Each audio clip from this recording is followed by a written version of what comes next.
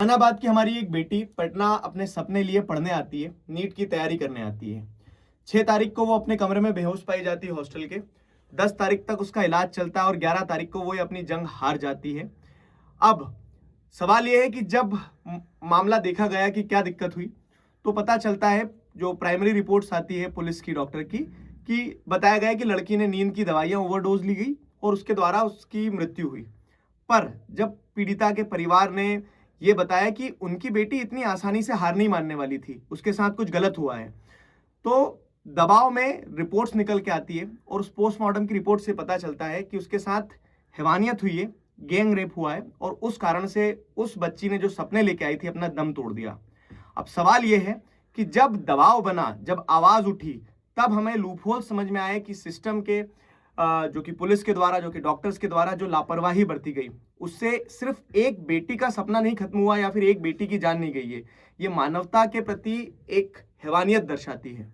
उस बच्ची को 6 तारीख से लेकर 10 तारीख तक अलग अलग हॉस्पिटल में ले जाया गया, अलग अलग हॉस्पिटल में ट्रांसफर करा गया। इस बीच में इतना इग्नोरेंस हुई है कि बोला ही नहीं गया, रेप के बारे में बात ही नहीं हुई। उनके जो परिजन थे, उनके जो माँ बाप थे, वो बार बार आके चाह रहे थे बात करें, लोगों को बताएं, थोड़ा प्रोटेस्ट करें, उनको भी दबाया गया।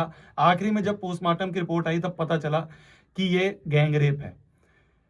पहली बात हम ये करते हैं कि लड़कियों को वुमेन एम्पावरमेंट की बात करते हैं हम देश में, कि वुमेन एम्पावरमेंट होना चाहिए, लड़कियों को घर से बाहर निकलना चाहिए, घर के चूल्हे इन सब चीज़ों में नहीं लगना चाहिए, आगे बढ़ के काम करना चाहिए। चाहे एग्जाम्स की बात आए तो बड़े एग्जाम्स की तैयारी करनी चाहिए, बड़ी जॉब की तैयारी करनी चाहिए। कैसे कर लेगी तैयारी लड़की? कैसे कर लेगी तैयारी लड़की जब उसको पता चलेगा कि उसकी एक और बहन जो है उसके साथ ऐसा ऐसा हो रहा है? छोटे गांव की एक लड़की बड़े शहर में आती है, तैयारी करती है कि नीट की तैयारी करूंगी, बड़े सपने, नीट के बाद डॉक्टर बनूंगी, उसके साथ ऐसा होता है। तो लड़कियां कहां से अपने आप को सेफ मानेंगी, कहां से अपने आप को सेफ महसूस करेंगी? एक तरफ हम बहुत बोलते हैं कि हमें तो लड़कियों को आगे बढ़ना चाहिए, ये बहुत गलत हो रहा है। और ये तो एक केस है जिसके बारे में आज हम बात कर रहे हैं, क्योंकि ये शायद लोगों के बीच में आ गया है, पब्लिक इसको अपीयरेंस मिल गया है। लेकिन ना जाने भारत देश के अंदर हर रोज ऐसे कितने केस होते हैं। और पता है, जब भी ऐसा कोई केस होता है ना, तो एक इंसान जाता है सबसे पहले पुलिस के पास या फिर उस हॉस्टल कीपर के पास कि कुछ गलत हुआ है। और जब ऐसे मामलों के अंदर ये पुलिस वाले, ये जो प्रशासन है, अगर यही मिली होगी तो फिर कभी जस्टिस मिल ही नहीं पाएगा ना।